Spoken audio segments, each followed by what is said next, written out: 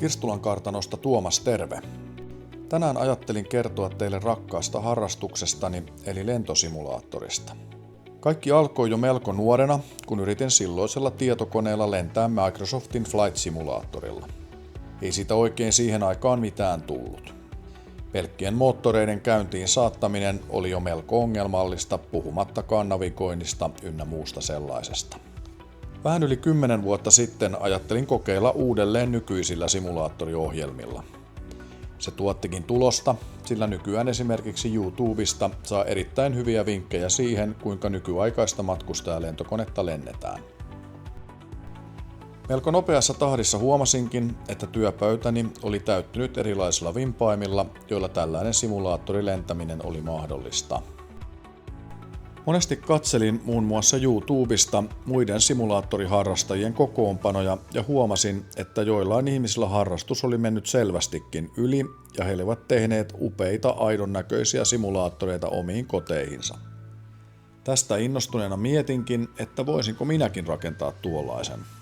Sen jälkeen aloitin melkoisen opiskelun, lukemisen, videoiden katselun ynnä muun sellaisen. Vähän tuon jälkeen ensimmäiset koeversiot alkoivatkin jo rakentua yhteen kartanon alakerran saleista.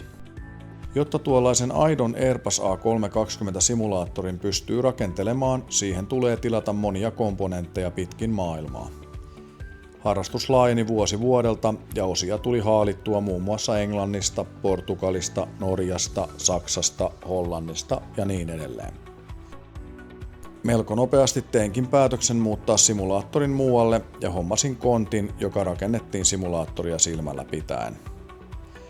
Kuitenkin noin vuoden 2 jälkeen kontti osoittautui liian pieneksi ja näin ollen uurasin kartanon yläkerrassa sijainneen Morsius Suiten simulaattorin uudeksi tilaksi. Tässä vaiheessa simulaattori sai nykyisen asunsa, eli nykyään se on täysin 1:1 rakennettu Airbus A320-ohjaamo.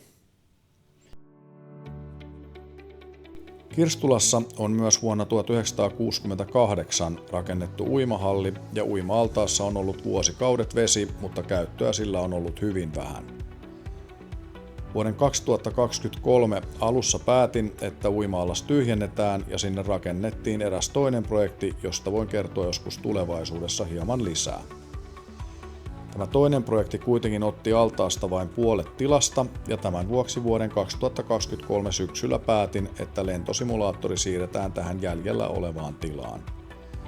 Nykyisellään siis simulaattori on kartanon uimahallirakennuksessa.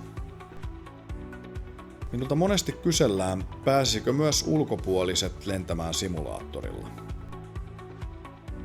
Kesäaikana pääpaino on retkeily- ja ravintolapalveluiden hoidossa, mikä pitää minut kiireisenä vieraiden ja päivittäisten toimien kanssa. Syksystä lähtien talviaikana minulla on enemmän aikaa keskittyä muihin asioihin, kuten simulaattoriin. Kuluneen talven aikana olenkin päivittänyt simulaattorin ohjelmistot nykyaikaisiksi ja siihen on asennettu muun muassa tekoälyllä toimiva lennonjohto.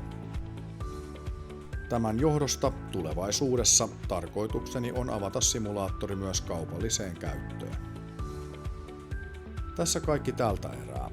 Jos sinulle tulee kysymyksiä koskien simulaattoria, sen teknisiä ominaisuuksia tai muuta sellaista, niin kommentoi alle. Pyrin vastaamaan kaikkiin kysymyksiin.